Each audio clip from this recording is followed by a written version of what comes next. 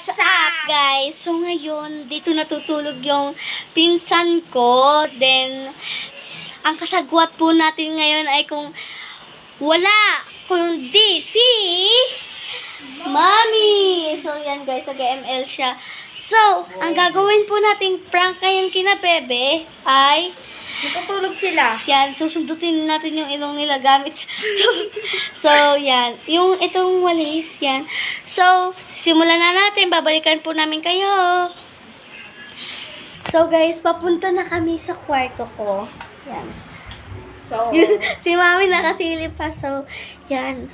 let's go. Silipin muna natin. Sa double deck yung higaan dito. Opo, double So, deck. O, yan. Dapat doon kami matutulog ni Best Gian sa may taas. Kaso doon natulog si Kathleen. So, yan. Ito muna si Gian.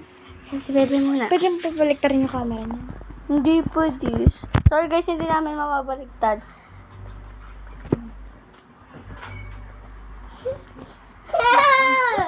So, yan guys. Yan.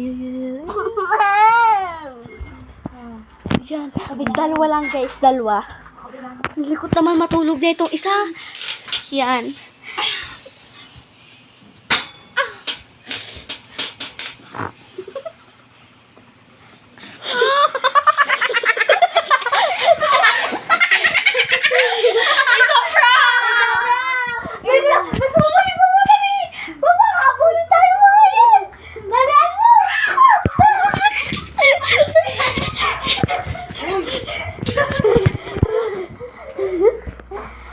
So guys, dito na nagtatapos ang aming vlog.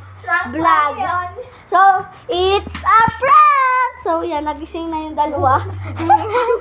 So, bye-bye guys. See you on next